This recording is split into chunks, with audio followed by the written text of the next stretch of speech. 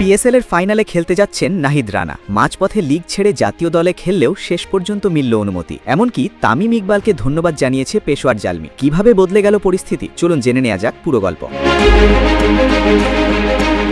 নাহিদ রানাকে ঘিরে পিএসএল ও জাতীয় দলের ব্যস্ত সূচির মধ্যে তৈরি হয়েছিল একটি জটিল পরিস্থিতি। নিউজিল্যান্ডের বিপক্ষে ওয়ানডে সিরিজে খেলতে গিয়ে মাঝপথেই পাকিস্তান সুপার লিগ ছেড়ে দেশে ফিরতে হয়েছিল এই তরুণ পেসারকে। এরপর টি-20 সিরিজে তাকে বিশ্রাম দেওয়া হলেও শুরুতে পিএসএলে ফেরার জন্য কোনো অনাপত্তিপত্র অর্থাৎ এনওসি পাননি তিনি। ফলে তার ফাইনাল খেলা নিয়ে তৈরি হয়েছিল অনিশ্চয়তা। তবে শেষ পর্যন্ত পরিস্থিতি বদলেছে। পেশোয়ার জালমির অনুরোধে গুরুত্বপূর্ণ ফাইনাল ম্যাচ খেলার জন্য নাহিদ রানাকে এনওসি দিয়েছে বাংলাদেশ ক্রিকেট বোর্ড। ফ্র্যাঞ্চাইজিকির কর্ণধার জাভেদ আফ্রিদি নিজেই বিষয়টি নিশ্চিত করেছেন। নিজের সামাজিক যোগাযোগ মাধ্যম এক্সে দেওয়া এক পোস্টে তিনি তামিম ইকবালকে ধন্যবাদ জানিয়ে লিখেছেন, পিএসএল এর ফাইনালে নাহিদ রানাকে খেলার অনুমতি দেওয়ার জন্য তামিম ভাইকে ধন্যবাদ। এই সিদ্ধান্তে স্বাভাবিকভাবেই খুশি পেশোয়ার জালমি, কারণ পুরো আসরেই দারুণ পারফরমেন্স করেছেন নাহিদ। নিলাম থেকে 60 লাখ রুপিতে দলে নেওয়া এই পেসার সুযোগ পেয়েই নিজেকে প্রমাণ করেছেন। দেশে ফেরার আগে 5 ম্যাচে নিয়েছেন 7 উইকেট, আর ইকোনমি ছিল মাত্র 5.42, যা টি-20 ফরম্যাটে বেশ কার্যকর। এদিকে কোয়ালিফায়ার ম্যাচে ইসলামাবাদ ইউনাইটেডকে 70 রানে হারিয়ে ফাইনাল নিশ্চিত করেছে পেশোয়ার জালমি। আগামী 3 মে অনুষ্ঠিত হতে যাওয়া ফাইনালে তাদের প্রতিপক্ষ নির্ধারিত হবে পরবর্তী ম্যাচের মাধ্যমে। সব মিলিয়ে বলা যায়, জাতীয় দল ও ফ্র্যাঞ্চাইজি ক্রিকেটের মধ্যে ভারসাম্য রেখে